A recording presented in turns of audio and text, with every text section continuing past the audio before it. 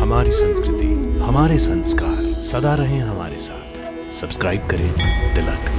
तुम्हारी दृष्टि में वे भले ही असुर हों, परंतु मेरी दृष्टि में वो शरणागत हैं। उन्होंने मुझसे आश्रय मांगा है, और आश्रय नाम, पद अथवा कुल देकर नहीं दिया जाता। भले ही वो असुर हैं, परंतु इस समय वो भृगु ऋषि के आश्रम में हैं। ऋषि कुल के ऋषि हैं। युद्ध भूमि से भागा हुआ शत्रु कहीं भी हो, वो शत्रु ही होता है। हम उनका वध करके ही रहेंगे। हे गुरु माता, हमारी रक्षा करो माता, हमारी रक्षा करो। शांत हो जाओ, निर्भय होकर आश्रम में आ जाओ वत्स। ये भृगु ऋषि का आश्रम सबके लिए खुला है। अहिंसा के इस मंदिर में हिंसा करने का कोई साहस नहीं कर सकता। कुछ पल विश्राम कर लो, मैं तुम सबके लिए भोजन का प्रबंध करती हूँ।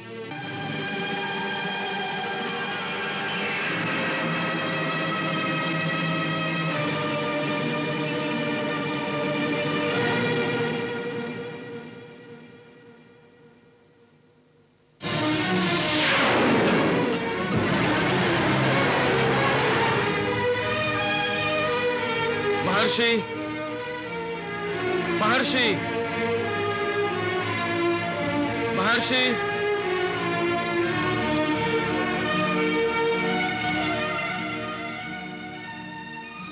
देवेंद्र, प्रणाम।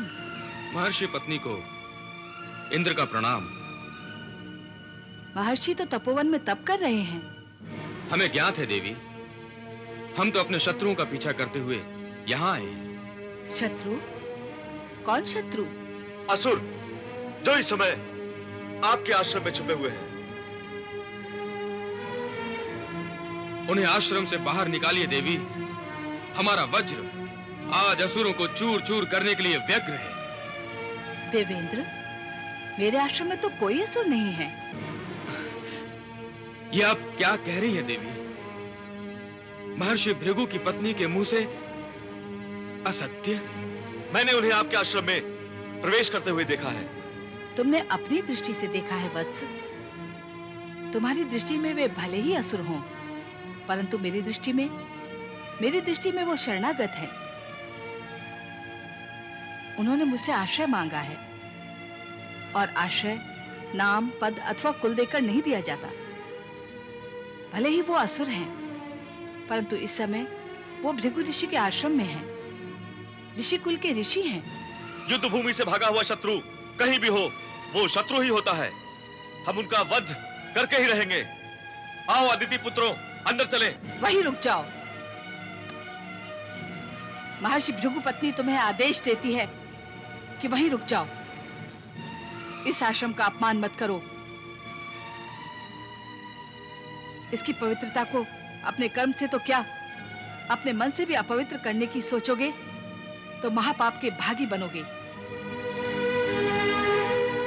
देवेंद्र, इनके मार्गदर्शक बनो और इन्हें उचित अनुचित, समयानुसार धर्म अधर्म, कर्म अकर्म समझाओ, अन्यथा ये ऋषि मुनियों के श्राप से नहीं बच पाएंगे। प्रणाम देवी।